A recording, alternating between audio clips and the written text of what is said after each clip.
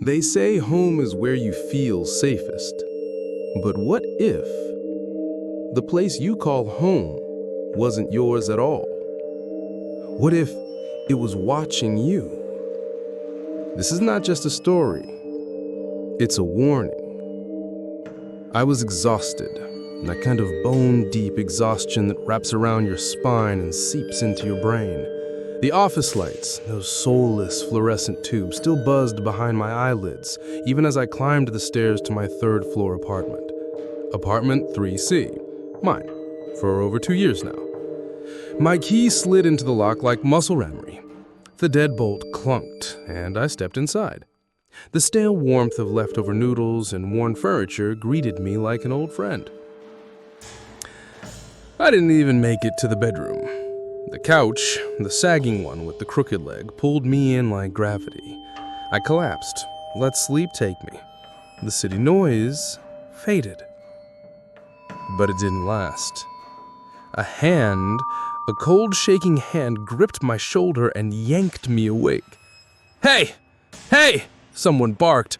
I jolted up, heart hammering. Moonlight spilled in through the blinds, painting the room in sharp silver and bottomless shadows.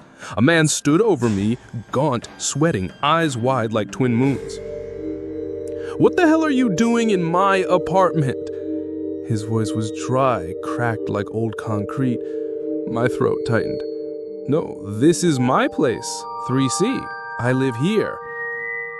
He stepped back into the gloam, eyes wild. "Are you insane? I live in 3C. I tried to sound firm. "You're confused. Maybe you got the wrong floor." "Oh, I'm confused," he snapped. "You broke in and now you're threatening me?" I scanned the room. Could I reach my phone? Was it even still here? Before I could move, he pointed to the coffee table. "Is that your mug?" A chipped mug sat there, a brown bear with wide eyes. I didn't own that. I don't think so. Exactly. That's my mug. Where's my painting? My bookshelf? I turned, confused. My old mountain poster was gone, replaced by a painting I'd never seen before, a cheap oil of a beach sunset. I had something else there. Mountains. Swiss Alps. He stared, breathing fast. Then his voice cracked. "I don't think this is your apartment. Or mine." Silence, thick and clinging. We both stood there, two strangers claiming the same space. He pulled out a key. 3C, see? I reached in my pocket. Same key. Same number. Identical. That's when the bedroom door creaked open. We both froze. No footsteps. No breathing. Just the long, drawn-out creak. He whispered, "Don't look back. Just walk." We did. One step, then another. The apartment, or whatever it was, felt wrong now. Tilted, rearranged, like a memory retold too many times. The couch leaned. The lamp buzzed faintly. My favorite bookshelf now had an extra shelf. The coffee table was wood. He swore it had been glass. I didn't argue. I just walked. 10 feet to the door, my key in hand. A knock echoed softly from the bedroom. My breath stopped. The man beside me was trembling. "It's copying us," he whispered. "But wrong." The doorknob was longer than I remembered, colder. I turned it. Unlocked. Thank God. We burst into the hallway. The air outside was worse.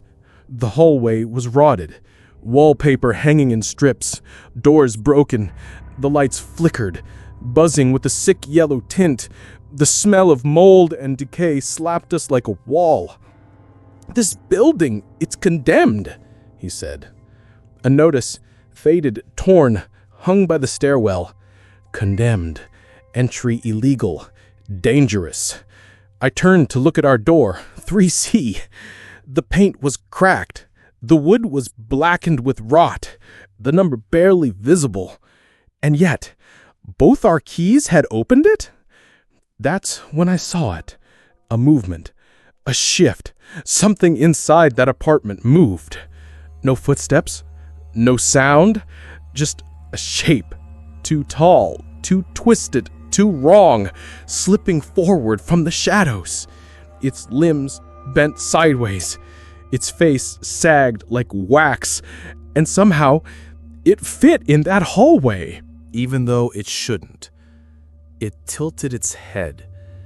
Then the door frame cracked, loud like a gunshot. We ran. Down 3 flights, out into the street, into the rising light of dawn. But something was wrong.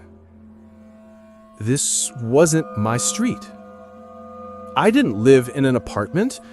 I owned a house, a blue one, with hydrangeas, and a mailbox with my name. I looked at the man beside me.